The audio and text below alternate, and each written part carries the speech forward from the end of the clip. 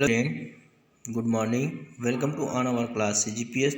बच्चों, आज अपन देखेंगे व्यवसाय अध्ययन में कक्षा 11वीं के लिए। आज जो है 7वें भाग में फुटकर व्यापार के विभिन्न स्वरूप या प्रकार। इससे पहले फुटकर व्यापार के आपको बताया था थोक व्यापार में अंतर है ना, उसके जो है सहयोग बताया था मैं फुटकर व्यापार के अंतर्गत में। बच्चों, आज देखेंगे फुटकर व्यापार के विभिन्न स्वरूप या प्रकार। तो यहाँ पर देखते हैं व्यापार फुटकर व्यापार एक विस्तृत शब्द है। इसके अंतर्गत विभिन्न प्रकार की फुटकर दुकानें आती है यहाँ पर। तो महत्वपूर्ण फुटकर दुकानें या फुटकर व्यापार का स्वरूप निम्नानुसार है। पहला, बड़े पैमाने पर फुटकर व्यापार। किस प्रकार को फुटकर बड़े पैमाने पर फुटकर व्यापार कहा जाता है यहाँ पर बताया। पहला है विभागीय भंडार, दूसरा है श्रृंखलाबद्ध दुकानें, डाक द्वार है ना द्वारा व्यापार, सहकारी उपभोक्ता भंडार, सुपर बाजार, किस्तों पर माल का विक्रय। ये जो होते हैं बड़े पैमाने पर फुटकर व्यापार कहा जाता है। अब भ्रमणशील दुकानें मतलब घूम घूम कर जो काम करते हैं उसको भ्रमण कहते हैं। तो फेरी वाले, ठेले वाले, सड़क किनारे दुकान लगाने वाले, रेल बस में सामग्री बेचने वाला, तो ये हो भ्रमण के द्वारा। ठीक है। दूसरा जो अपना स्थायी दुकानें जो रहता है, सामान्य स्थायी दुकानें होता है, विशिष्ट स्थायी दुकानें। और 2 नंबर है विविध प्रकार। तुम्हें हो सकता है यहाँ पर दूरदर्शन पर विक्रय, टेलीशॉप आप देखते हो वहाँ पर खरीदते हो, ऑनलाइन शॉपिंग कहा जाता है उसको, फ्रेंचाइज। ठीक है बच्चों, 30 प्रकार जो है हमने 4 प्रकार पढ़ा है जो फुटकर व्यापार के अंतर्गत उसके प्रकार होते हैं। अब सबसे पहले स्टार्ट करते हैं जो है विभागीय भंडार। जो है बड़े पैमाने पर फुटकर व्यापार के अंतर्गत देखेंगे विभागीय भंडार। तो इसको किसको बोला जाता है, इसको ध्यान देंगे। डिपार्टमेंटल है ना स्टोरेज, डिपार्टमेंटल स्टोरेज के अंतर्गत विभागीय भंडार। ठीक है बच्चों। तो आशा देखते हैं पहले कॉन्सेप्ट के अंतर्गत में। आधुनिक युग में जो है बड़ी मात्रा में उत्पादन ने विक्रय प्रणाली को भी प्रभावित किया है। इसका प्रभाव फुटकर व्यापार पर भी पड़ा है। विभागीय भंडार बड़े पैमाने पर फुटकर व्यापार है। विभागीय भंडार अनेक वस्तुओं और सेवाओं के लिए अनेक विभागों में बटे रहते हैं। विभागीय भंडार जो है ना, जो सभी विभाग एक ही संगठन के अंतर्गत एक ही छत के नीचे पिन से लेकर हवाई जहाज तक खरीदी जाती है। तो विभागीय भंडार बच्चों ध्यान ही रखना है कि पिन से लेकर हवाई जहाज तक की सामग्री वहाँ पर खरीदा जा सकता है। वहाँ पर एक के ऊपर एक दुकान वहाँ पर लगा रहता है। प्रत्येक वस्तु और सेवा के लिए अलग अलग विभाग होते हैं वहाँ पर। इन भंडारों में ग्राहकों की सभी आवश्यकताओं को एक ही स्थान पर पूरे करने का प्रयास किया जाता है, इसलिए इसे पिन टू प्लेन शॉप कहते हैं।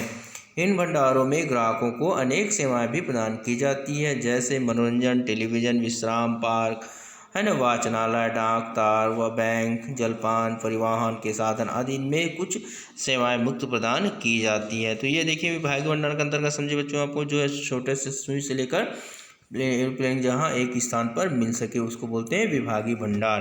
तो उसकी परिभाषा ही देख लेते हैं बच्चों। यहाँ पर जेम्स स्टीफेंसन के अनुसार जो बताया गया है परिभाषा में, तो विभागीय भंडार एक ही भवन में अनेक प्रकार की वस्तु में फुटकर व्यापार करने वाला एक विस्तृत भंडार होता है। यहाँ पर पता समझ आया सबको बच्चों। एक ही भवन के अंतर्गत अनेक प्रकार की वस्तुओं का जो व्यापार फुटकर के रूप में किया जाता है उसको विस्तृत भंडार कहा जाता है बच्चों। बाकी आप इसमें पढ़ेंगे ना, तो उसी का अंदर देखेंगे। इस प्रकार विभागीय भंडार फुटकर व्यापार का एक ही दीर्घकाय स्वरूप होता है, जिसमें अनेक विभाग होते हैं तथा प्रत्येक विभाग किसी वस्तु विशेष का भी व्यापार करते हैं तथा एक प्रकार से स्वतंत्र लेकिन संपूर्ण भंडार का एक अंग होता है वहाँ पर। इसका नियंत्रण कोई व्यक्ति या संस्था करती है। क्रय विक्रय के अतिरिक्त जो दूरभाष की सुविधा, मनोरंजन के लिए दूरदर्शन, समाचार पत्र, पत्रिकाएँ आदि की भी सुविधा होती है, इसके लिए कोई शुल्क देना नहीं पड़ता है। जलपान, भोजन, डाक तार सेवा आदि की व्यवस्था विभागीय भंडार के विशिष्ट विभाग के रूप में होती है। तो इस प्रकार हम देखें विभागीय भंडार के अंतर्गत परिभाषा। अब आप पर देखते हैं बच्चों, यहाँ पर विशेषताएँ, इसमें कैरेक्टरिस्टिक्स जो होता है। तो विभागीय भंडार की प्रमुख विशेषता निम्नलिखित। पहले देखेंगे एक ही छत में व्यापार। जब विभागीय भंडार जो है के अंतर्गत जो है एक ही छत के नीचे उपयोग की समस्त वस्तु मिलती हैं। दूसरा बच्चों यहाँ पर सभी वस्तुएं मतलब यह वह भंडार है जो जहाँ जो सुई से लेकर जहाज तक सभी वस्तु उपलब्ध होती है। तीसरा है अधिक पूंजी, मतलब इस भंडार की स्थापना में पूंजी की अधिक आवश्यकता होती है क्योंकि आवश्यकता की सभी वस्तुएं होती है। इसके लिए एक बड़े मकान की आवश्यकता होती है इसको खोलने के लिए, है ना। चौथा है बच्चे प्राकृतिक के आधार पर विभाग, मतलब इस भंडार में प्राकृतिक के आधार पर अलग अलग विभाग रखे जाते हैं ताकि ग्राहकों को भटकना ना पड़े। पांचवा प्रबंधन, जो है इन भंडारों का प्रबंधन उनकी संचालन समिति द्वारा किया जाता है। सभी को अलग अलग जो है मैनेज सौंपा जाता है ना। छठवां ग्राहक सुविधा मतलब घर पहुंच सेवा, टेलीफोन सेवा, कटौती इत्यादि प्रदान की जाती है। लेखा, जो भी क्रय विक्रय होता है उसमें नियमों के अनुसार लेखा किया जाता है ताकि गड़बड़ी ना हो सके। सेवी वर्गीय प्रबंधन मतलब इसमें इन प्रबंधिक सेवाओं में जो प्रबंधन में सेवी वर्गीय प्रबंध होता है। भंडार की सफलता वस्तुओं के किस्म के साथ साथ काफ़ी सीमा तक कर्मचारियों पर भी निर्भर करती है, अतः कर्मचारियों की नियुक्ति पर विशेष ध्यान दिया जाता है। ठीक है बच्चों, अगला देखेंगे इसमें पदभार में जो है ऑर्गेनाइजेशन जब हुआ था, इसका जन्म कैसे हुआ था यहाँ पर बताया गया है। तो इसका प्रभाव फ्रांस की राजधानी पेरिस में सन 1852 में हुआ था बच्चों, इसको बताया गया है। उपलब्ध जानकारी के अनुसार पेरिस में वॉन मार्क जो है और लुअर प्रसिद्ध विभागीय भंडार है। फ्रांस के बाद जर्मनी, इंग्लैंड, संयुक्त राज्य अमेरिका में इस प्रकार के विभागीय भंडार स्थापित हुए हैं। तो आइए देखते हैं अगला बच्चों, इसी में बताया भारत में विभागीय भंडार की स्थापना पश्चात देश की अपेक्षा जो है विलम्ब से हुई। पहले जैसे हो सोचा था उसके हिसाब से नहीं हो पाया। या महानगरों में इस प्रकार के भंडार हमको कहाँ देखने को मिलता है, कलकत्ता का कमलाय स्टोर्स, मुंबई का हाईवे इंडिया एवं चेन्नई का मिलिट्री डिपार्टमेंटल स्टोर प्रसिद्ध है। यहाँ पर जो है आपको विभागीय भंडार मिल सकता है। अब अगला देखते हैं बच्चों, यहाँ पर संगठन ऑर्गेनाइजेशन इंग्लिश में कहा जाता है उसको। विभागीय भंडार मतलब ऑर्गेनाइजेशन मतलब संचालित किस प्रकार किया जाता है। तो विभागीय भंडार वास्तव में एक कंपनी का सदृश्य है। इसका संगठन एक संचालन कंपनी की तरह होती है ना। संगठन की संरचना को हम अग्र प्रकार से प्रदर्शित कर सकते हैं बच्चों। देखेंगे विभागीय भंडार होता है, फिर उसके बाद उसका निर्देशन होता है, निर्देशन बोर्ड, फिर प्रबंध निर्देशन होता है, फिर मुख्य प्रबंधक होता है, फिर विभागीय प्रबंधक, उसके बाद क्रय विक्रय, लेखा, भवन, विज्ञापन, सब ये क्या है विभागीय भंडार के अंतर्गत कार्य किया जाता है।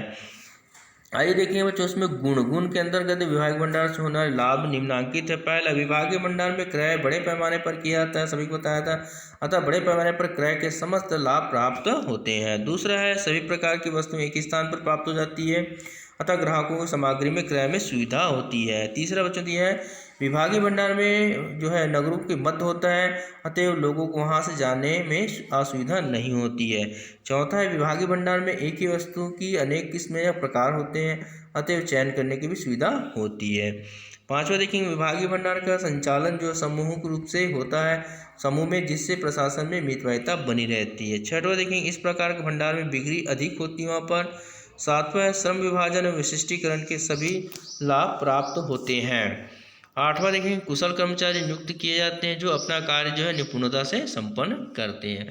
नौवां, विज्ञापन में सुविधा मितव्ययिता होती है यहाँ पर। 10वां देखेंगे जो लास्ट दिया है, विभागीय भंडार नगर की सुंदरता में वृद्धि करता है। वहाँ पर बाह्य एवं आंतरिक सजावट उसे एक सौंदर्य स्थल में परिवर्तित कर देती है, वहाँ का सजावट जो होता है। इस प्रकार विभागीय भंडार आधुनिकता का प्रतीक माना गया है। क्या माना गया है? आधुनिकता का प्रतीक माना गया है। तो आइए देखते हैं इसी में कुछ खामियां भी देखते हैं। दोष जो है विभागीय भंडार के दोष जो है सीमाएं भी हैं। प्रमुख दोष निम्नांकित है। पहला, अधिक पूंजी की आवश्यकता होता है, सबसे बड़ी दोष इसमें है। दूसरा, वस्तुओं का मूल्य प्राय अधिक होता है, ऊंचा होता है कहा गया। तीसरा है, साख सुविधा का अभाव होता है, मतलब यहाँ पर खरीदने में दिक्कत होता है। अगला चौथा है, इसका संगठन जटिल होता है, मतलब इसमें। पांचवा, संचालन व्यय अधिक होता है इसमें। छठवा, अनेक वस्तुओं को रखने के कारण अपरिचित वस्तुओं को भी रखना पड़ता है, जिससे बिक्री नहीं होती है तथा हानि भी होती है यहाँ पर। सातवां है, समस्त व्यक्तियों के लिए है यहाँ पर उन्हें प्राथमिकता दी जाती है। सामान्य ग्राहकों से अति सामान्य व्यवहार किया जाता है सबसे, है ना। आठवां है, अनेक जो है निःशुल्क सेवाएं के कारण संचालन व्यय में अनावश्यक जो है वृद्धि हो जाती है। नौवां, इस प्रकार के भंडार में विक्रेता एवं ग्राहक का प्रत्यक्ष संपर्क नहीं हो पाता, जो फुटकर व्यवसाय की एक विशिष्टता होती है। जैसे फुटकर व्यापार में संपर्क होता है, यहाँ पर ग्राहक उपभोक्ता से है ना, यहाँ पर नहीं हो पाता। 10वां जो बताया गया, आकर्षक एवं विशाल भवन की उपलब्धता में कठिनाई होती, खोजने में दिक्कत आता है, यहाँ पर बताया गया है। निर्माण के लिए उपयुक्त स्थान में पर्याप्त भूमि उपलब्ध नहीं हो पाती। तो आइए बच्चों अपन नेक्स्ट जो देखेंगे हम जो है विभागीय भंडार का गुण दोष के बारे में हमने पढ़ लिए।